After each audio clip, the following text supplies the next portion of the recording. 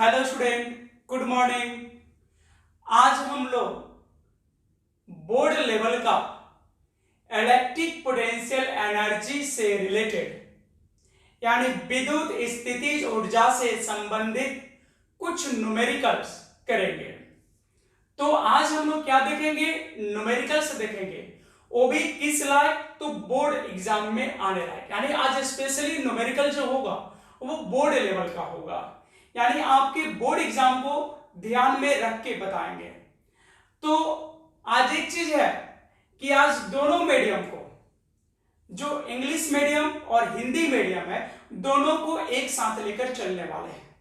क्योंकि न्यूमेरिकल है, थ्योरी तो है नहीं, तो ज्यादा फर्क नहीं पड़ेगा।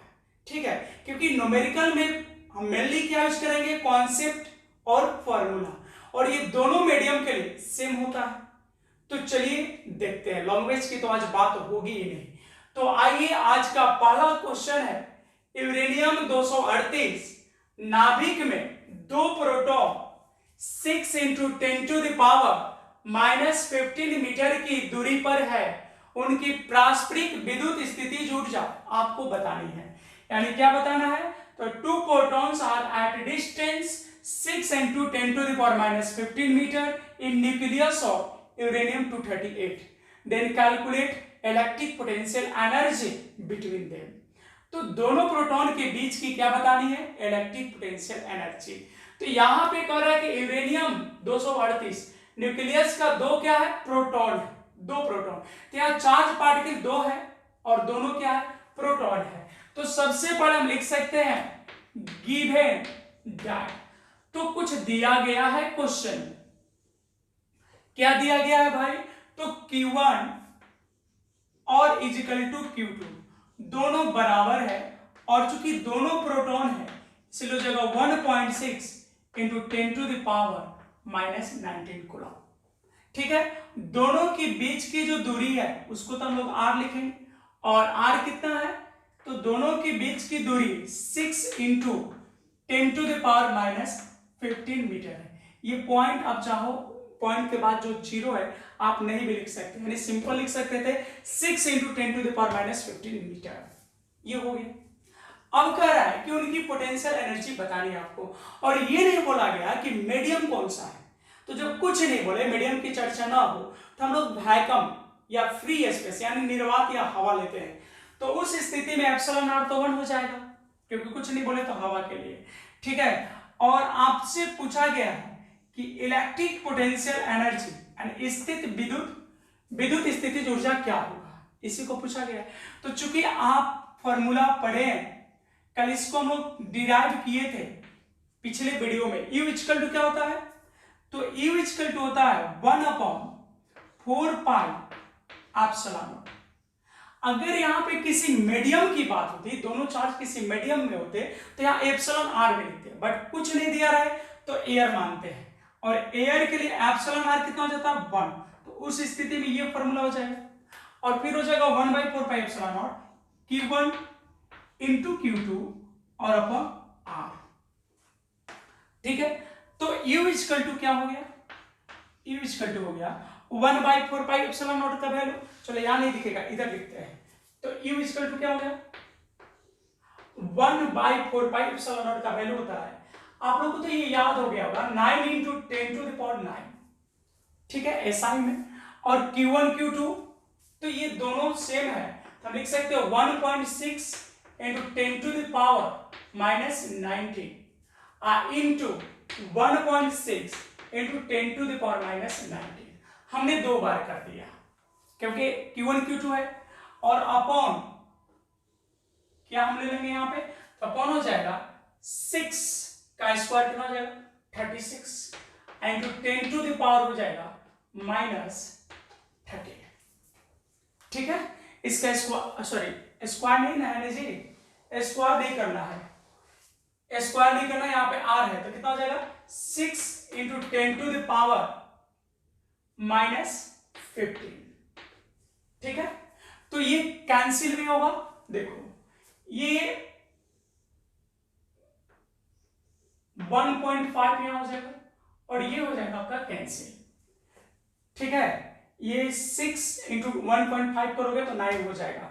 अब इसको सॉल्व कर देते हैं, अब तो आपसे बन सकता है। देखो 1.6 1.6 16 क्या होता है 256, और फिर तो इसको मल्टीप्लाई करेंगे 1.6 इंटू 1.6 तो हो जाएगा 2.56, और 2.56 में 1.5 से मल्टीप्लाई करोगे तो अप्रॉक्सिमेटली आएगा 3.84। 1.6 इंटू 1.6 इंटू 1.5 तो ये कितना जाएगा 3.84, और यहां पे कितना हो जाएगा, ये जो है देखो यहाँ पे 9 है, ये ऊपर जाएगा प्लस 15, तो 15 और 9 कितना हो जाएगा 24, ठीक है। और यहां हो जाएगा कितना 10 टू द पावर माइनस 38 हो जाएगा। तो U इक्वल टू हम क्या लिख सकते हैं, तो U इक्वल टू हो जाएगा 3.84, और यहां पे कितना बचेगा 10 टू द पावर माइनस 14। और इलेक्ट्रिक पोटेंशियल एनर्जी, किसी भी एनर्जी का यूनिट क्या होता है, तो एसआई यूनिट होता है जूल, तो इतना joule, and this is final answer. तो यहां तक स्पष्ट है। अब हम लोग देखेंगे अगला क्वेश्चन। अगला क्वेश्चन है एक विद्युत द्विध्रुव में +4 पिकोकूलम और -4 पिकोकूलम के आवेश एक दूसरे से 20 यानी 20 माइक्रोमीटर की दूरी पर, एक दूसरे से कितना दूरी पे है 20 माइक्रोमीटर की दूरी पे है, कर रहा है कि इस निकाय की बंधन ऊर्जा क्या होगी। मतलब दो आवेश है और कह रहा है कि दोनों के बीच की बंधन ऊर्जा क्या होगी, उनका मान दिया है। जैसे विद्युत द्विध्रुव होता है, विद्युत द्विध्रुव एक निकाय है ना दो आवेशों का, जिसमें दोनों आवेशों का परिमाण बराबर और जो चिन्ह होता है वो विपरीत होता है, तो दोनों आवेश एक दूसरे से बंधे रहते हैं। तो पूछा उनके बीच की बाइंडिंग एनर्जी क्या होगी, ठीक है। In an electric dipole 4 picocoulomb and -4 picocoulomb charge are at distance 20 micrometre to each other, then calculate binding energy of the system. तो आपको बाइंडिंग एनर्जी बताना है।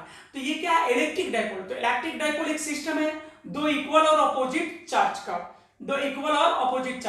तो पूछ रहा है उनके बीच का बाइंडिंग एनर्जी क्या होगा।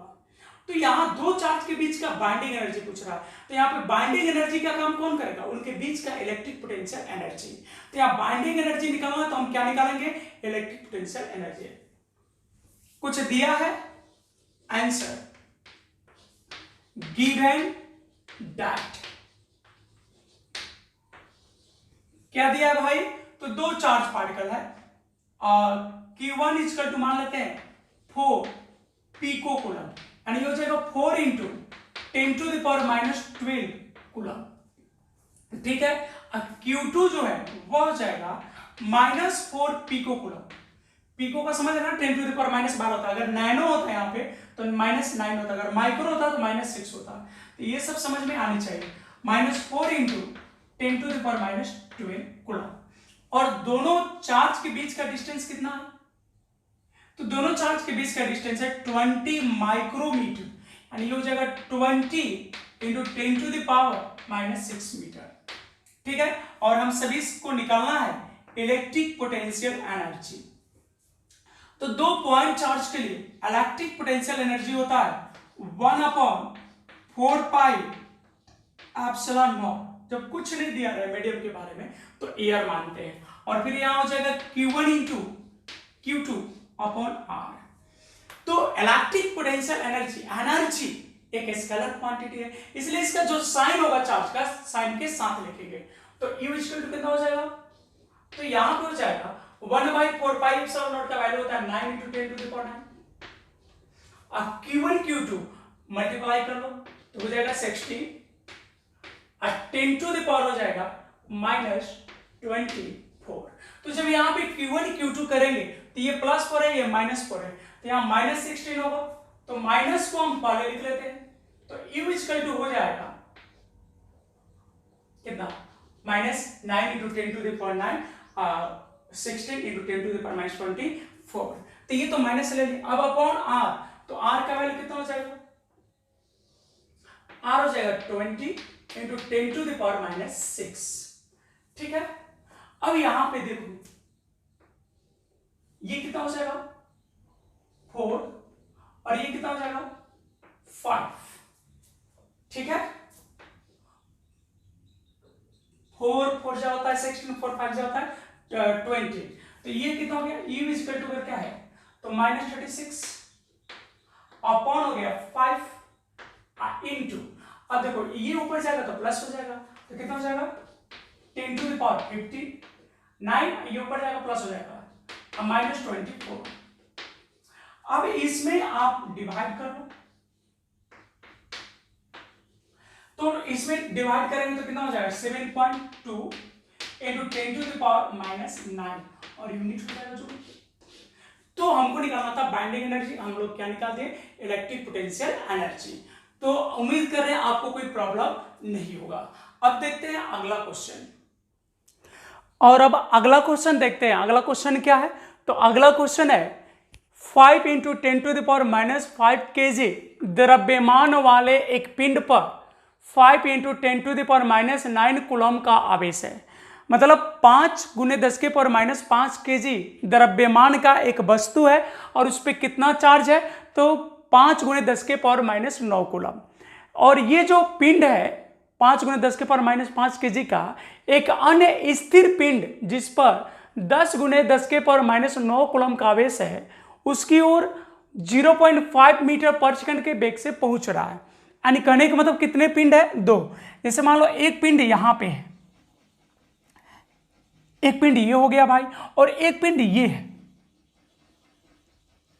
समझो पहले क्वेश्चन को, इस पे कितना मास है, इस पे मास है 5 into 10 to the power -5 kg, और इसका मास है कितना है 10 इंटू, अच्छा चार्ज का फॉर्म में लिख लो, इस पे कितना चार्ज है 5 into 10 to the power -9 coulomb, और इस पे कितना चार्ज है 10 into 10 to the power -9 coulomb.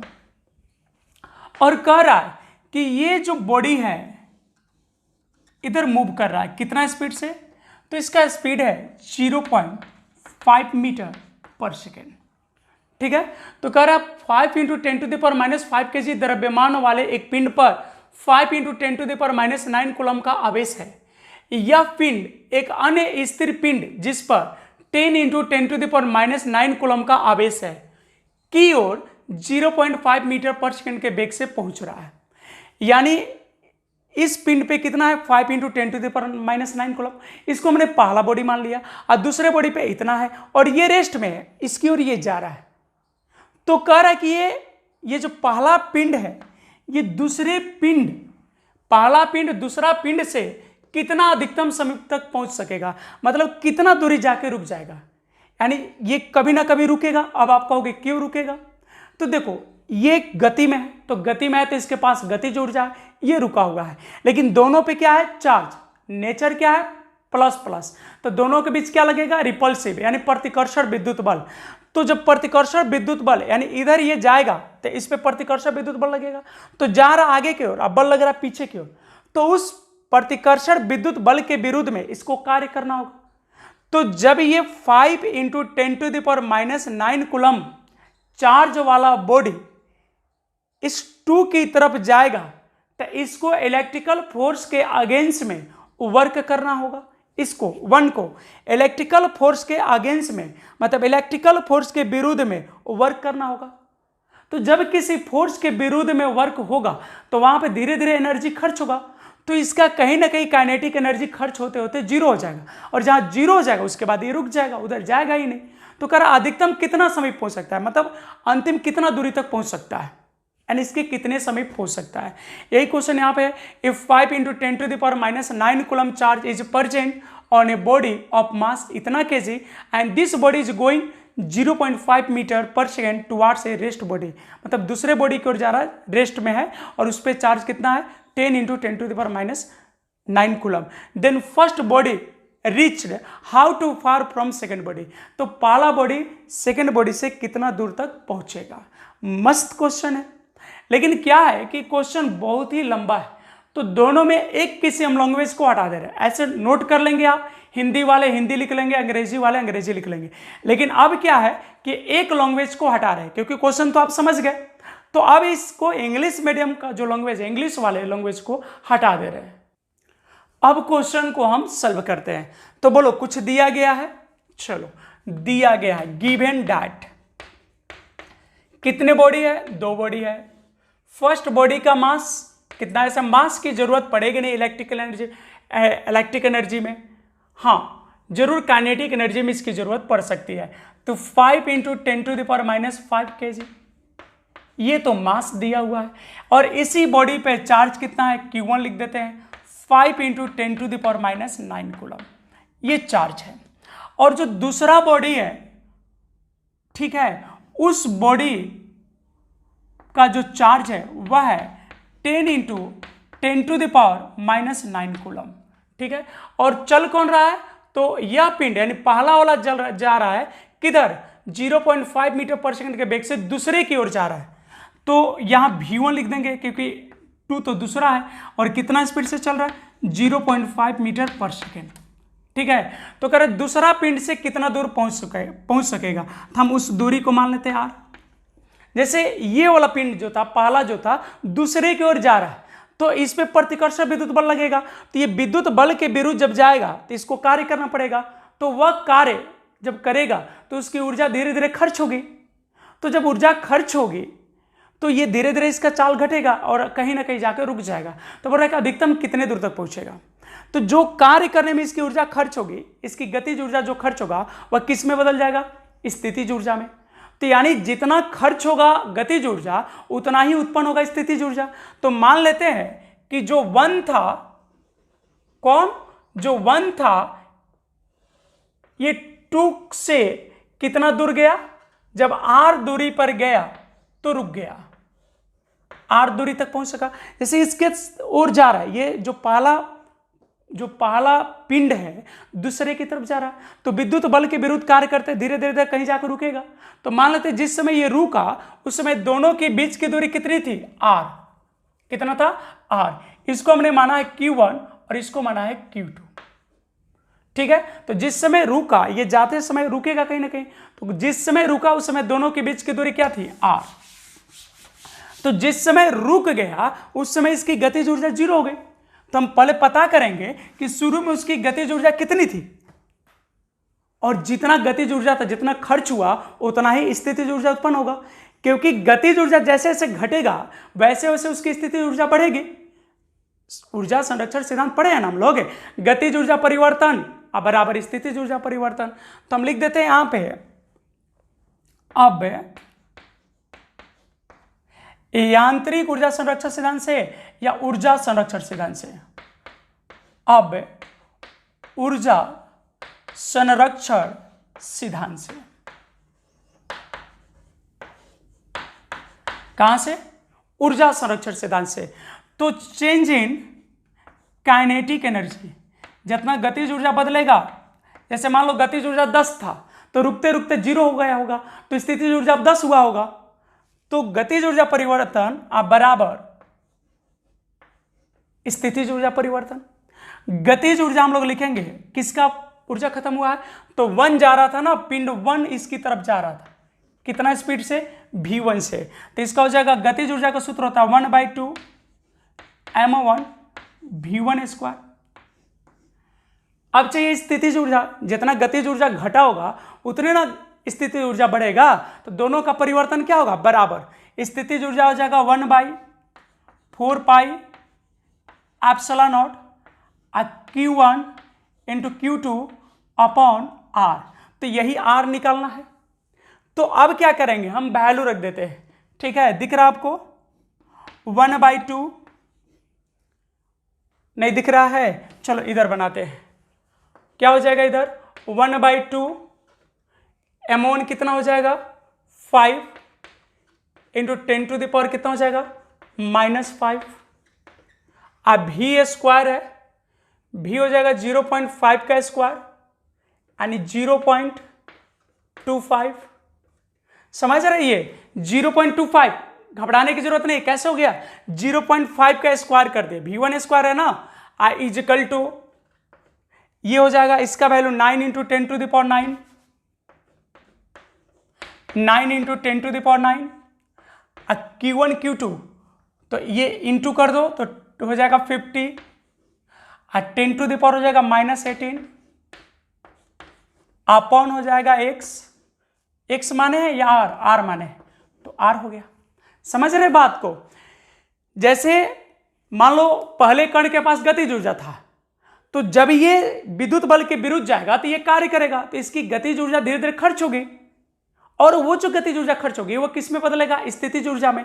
तो जितना गतिज ऊर्जा घटेगा उतना ही स्थितिज ऊर्जा बढ़ेगा, यानी दोनों का परिवर्तन क्या होगा? बराबर। तो हमने लिख दिया है ऊर्जा संरक्षण सिद्धांत से गतिज ऊर्जा परिवर्तन बराबर स्थितिज ऊर्जा परिवर्तन, दोनों का मैंने वैल्यू रख दिया।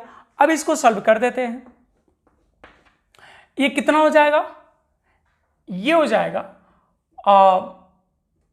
1.25 और 1.25 में 2 से गुना कर दो, या बोले 1.25 5 125 हो जाएगा, अपॉन हो जाएगा 2 इंटू 10 टू द पावर हो जाएगा -5, ठीक है। और यहां कितना हो जाएगा?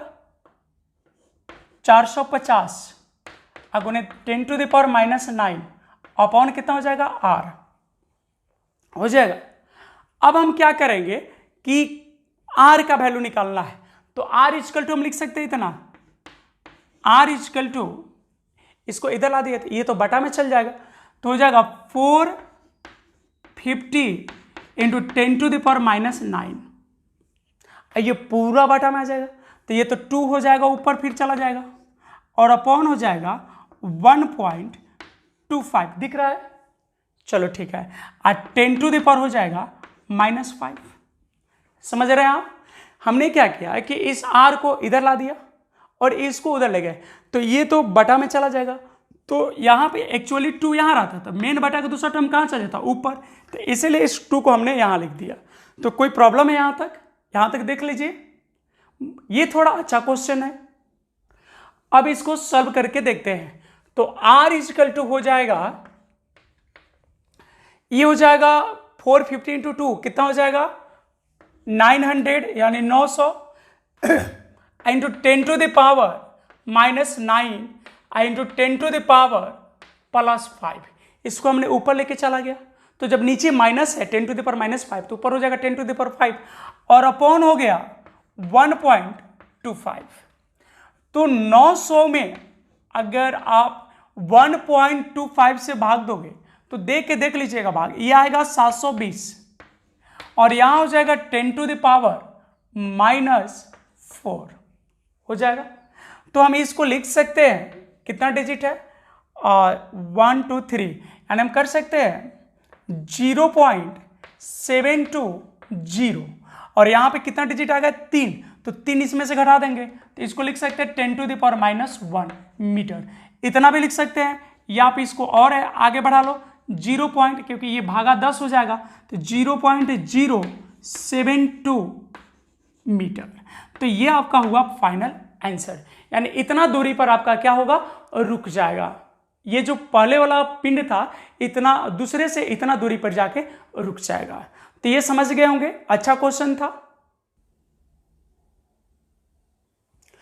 और अब देखते हैं अगला क्वेश्चन। तो अगला क्वेश्चन क्या है इस बार क्वेश्चन है कि 2 इलेक्ट्रॉन प्रत्येक 10 टू द पावर 6 मीटर पर सेकंड के वेग से एक दूसरे की ओर छोड़े गए। मतलब 2 इलेक्ट्रॉन है, दोनों एक दूसरे की ओर जा रहा है, कितने की स्पीड से जा रहा है? 10 टू द पावर 6 मीटर पर सेकंड। जैसे कहने का मतलब मान लो एक इलेक्ट्रॉन ये है और एक इलेक्ट्रॉन ये है, ठीक है, और ये भी इधर जा रहा है और ये भी इधर आ रहा है, दोनों एक दूसरे की ओर आ रहे हैं और दोनों का स्पीड सेम है, सेम स्पीड से। तो कह रहा है कि उनके एक दूसरे के समीप पहुंचने की न्यूनतम दूरी क्या है। तो तय बात है, दोनों पे सेम चार्ज है तो प्रतिकर्षण लगेगा। तो प्रतिकर्षण यानी विपरीत प्रतिकर्षण विद्युत बल के विरुद्ध जब ये गति करेगा, क्योंकि प्रतिकर्षण विद्युत बल बाहर और गति कर रहा है अंदर, तो जब बल के विरुद्ध गति करेगा तो इसकी गतिज ऊर्जा धीरे धीरे खर्च होगी। तो खर्च होते होते कहीं क्या हो जाएगी? 0। तो सपोज डेट यहां आके रुक गया दोनों। तो कह रहा है कि जिस समय दोनों रुक जा रहा है उस समय इनके बीच की दूरी क्या थी, ये पूछ रहा है, उनके बीच की दूरी क्या थी। जैसे मान लो 1 चला यहां से, ये Q1 है, ये जो है Q2 है, दोनों इलेक्ट्रॉन है। तो जब दोनों एक दूसरे की ओर चला तो दोनों पे तो प्रतिकर्षण विद्युत बल बाहर की ओर है, इस पे विद्युत बल इधर है और इस पे विद्युत बल इधर है, तो दोनों पे लगने वाला विद्युत बल किधर है, बाहर की ओर, और जा किधर रहा है, अंदर की ओर। तो विद्युत बल के विरुद्ध कार्य करेगा, और जब कार्य करेगा तो इसकी ऊर्जा खर्च होगी। तो इसका चाल धीरे धीरे धीरे घटते घटते घटते घटते घटते घटते घटते घटते घटते कहीं पे क्या हो जाएगा, जीरो। तो यहाँ पर रुक गए। तो कह रहा कि जब रुकेंगे तो उनकी बीच की दूरी क्या होगी, यानी अब जो है Q1 यहाँ है और 2 यहाँ है, तो कह रहा अब इनके बीच की दूरी क्या होगी। समझ गए? नहीं समझे फिर समझो। ये 1 था, ये 2 था, दोनों एक दूसरे की ओर चल दिया, बल बाहर की ओर है तो विद्युत बल के विरुद्ध चलेगा तो इसकी गतिज ऊर्जा घटेगी। तो फिर क्या है, ये जब एक दूसरे की ओर जाएगा तो गतिज ऊर्जा घटते घटते यहाँ पे मान लो दोनों रुक गया, तो जब रुक गया तो बीच की दूरी है, तो कह रहा दूरी का मान कितना होगा, यही पूछा है। तो चलो कुछ दिया है आंसर। Q1 कितना है, तो Q1 और Q2 चूंकि दोनों इलेक्ट्रॉन है तो दोनों हो जाएगा 1.6 इंटू 10⁻⁻19 कूलम। ठीक है,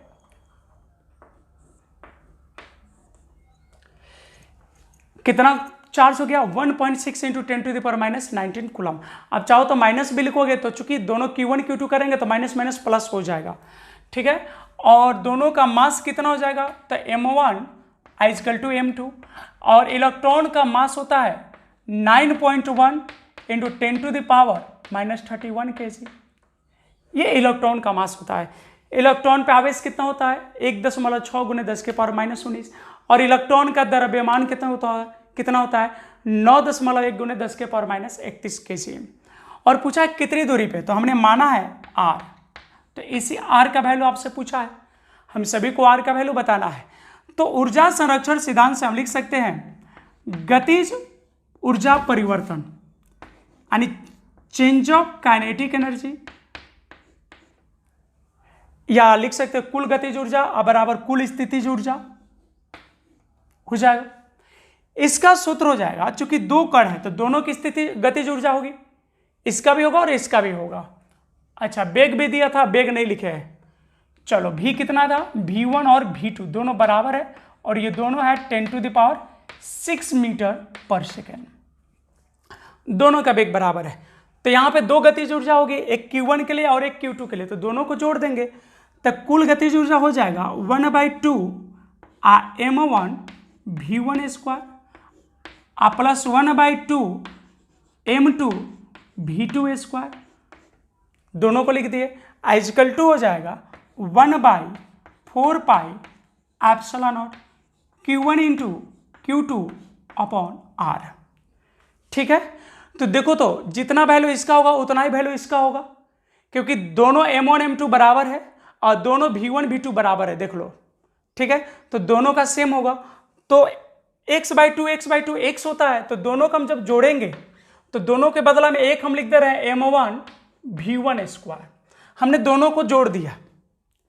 अब आप देखो सिंपल है एकदम, देखो m1 m2 पे तुम मत सोचो, ये सोचो कि m1 m2 दोनों तो बराबर है क्योंकि दोनों इलेक्ट्रॉन है, अब v1 v2 भी बराबर है, तो जितना वैल्यू इसका होगा उतना ही वैल्यू इसका होगा। तो 1/2 और 1/2 जोड़ देंगे तो कितना हो जाएगा 1, तो दोनों में कोई एक लिख दे, चाहे ये लिखो चाहे ये लिखो, तो हमने ये लिख दिया m1 v1 स्क्वायर।